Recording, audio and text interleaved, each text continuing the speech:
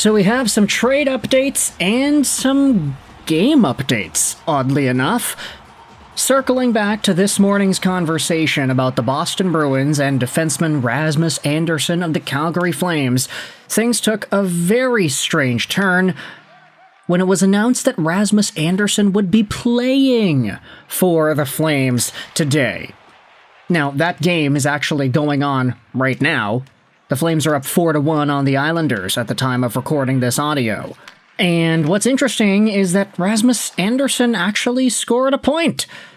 So yeah, a lot of folks going out there and saying that this was a pretty ballsy move by the Calgary Flames, firstly, to even let him onto the ice, and secondly, to try and shake things up in these trade negotiations.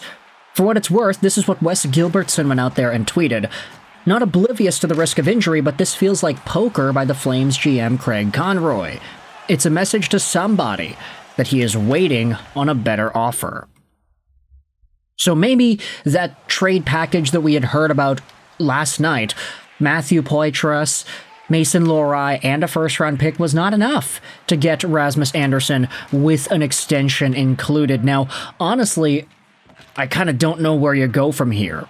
How do you get a higher return than that? That was a pretty beefy package already. So if Craig Conroy wants more, seems like he's getting a little bit greedy here, but I guess we'll wait and see if Rasmus Andersson does actually get traded to the Boston Bruins or if he gets traded somewhere else at this point. But Rasmus Andersson, playing for the Calgary Flames, ended up scoring in a win against the Islanders. And all of us are just waiting around still for everything to be settled and for the trade details to go through. Now, speaking about trades, we did have some commentary from Artemi Panarin on the trade news yesterday, how the Rangers are not going to give him a contract extension and how he is going to be moved. These comments came after New York's 6-3 victory over the Flyers today, wherein Artemi Panarin scored himself 3 points on the night, 2 goals and an assist. He said, "It's hard to say how I feel. I'm still confused, but the GM decided to go in a different direction. I'm okay with that. I'm a Ranger right now, so I'll play every game 100%. So it's quite bizarre, honestly, that Panarin has the ability to speak out about these trade ideas before the trade actually happens, because he was told, yeah, we're going to move you.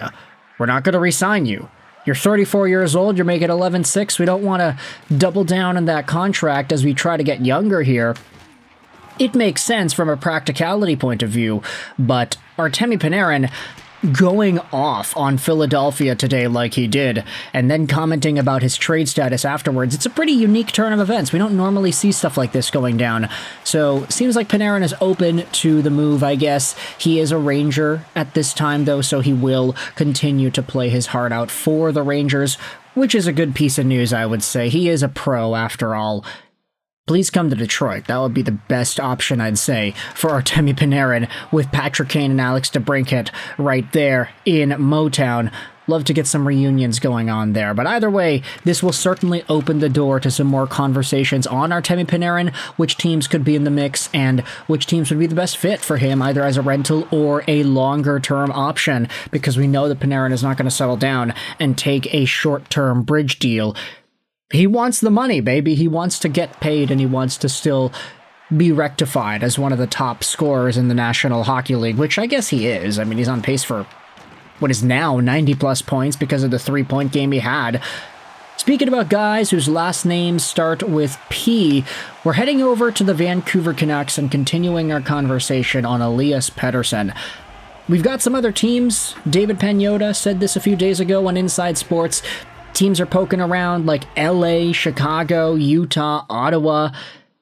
You could see some teams circling back, like Carolina, for example. So, cue the endless Elias Pettersson trade speculation. This was expanded upon even more by Chris Johnston. I wonder what the Hurricanes are thinking about. The Kings are losing Anze Kopitar at the end of the year, and Johnston could also see the Red Wings having interest.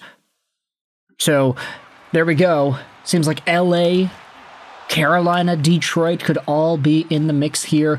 Ottawa, Utah, Chicago, I mean, let's just briefly go over each of these teams and which kind of center could come back in a trade package. LA, I think everybody's looking at Quinton Byfield. That's been a name that's circulated around a bunch for Vancouver Canucks fans and media. Chicago, you have a number of guys that are young and that are impact worthy. Connor Bedard is probably not going anywhere, but if it's Elias Pettersson going to Chicago, maybe a guy like Frank Nazar could be on the market. Who really knows? For the Utah Hockey Club, there are a number of younger pieces. Dylan Guenther would be a dream, but that guy's not coming over. I think the Utah Hockey Club probably want to see him as a long-term part of their future. Logan Cooley is not going anywhere. Nick Schmaltz, he's way too old. Getting the Schmaltz and Besser connection reinstated back in Vancouver is nice, but that was a nice thing to have maybe 10 years ago, maybe not now. The Ottawa Senators have Dylan Cousins, but that's not really that much of an age upgrade. He's only 1 year younger than Elias Pettersson after all. I don't really know if the Ottawa Senators have the caliber of young guy that Vancouver would be interested in to make sense for an EP40 trade, especially at C. You're not trading away Tim Stützle. That's not happening, so unfortunately I don't really think something's going to go down there.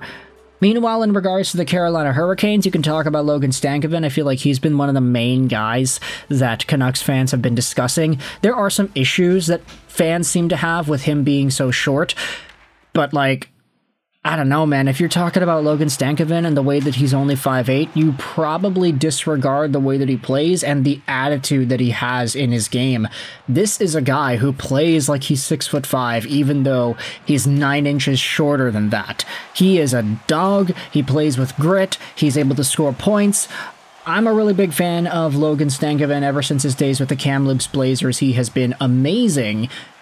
But ultimately, this is a guy whom I think Vancouver is going to need to get more out of if they're going to get in an Elias Pettersson trade. Obviously, it's not going to be Stankoven for Brady straight up. There'd have to be other assets involved.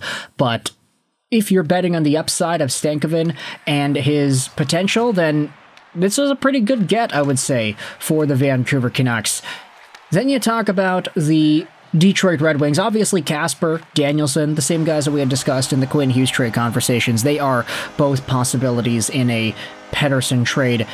One or maybe even both of them, who really knows? I don't think the Wings would be keen on trading two of those kinds of guys for one Elias Pettersson, but hey, if it's possible, Vancouver needs to double down on quantity and quality. Both of these things need improvement, and I'd say Casper and Danielson are both very strong players, so you can let me know your thoughts in the comment section below. Out of all these teams, Utah, Chicago, Ottawa, I'm missing a bunch, LA, Carolina, Detroit, whichever one of these teams comes to mind first, which ones do you think have the proper center targets that Vancouver could be coveting, and which ones do you think have the best prospects and package assets for an Elias Pettersson trade?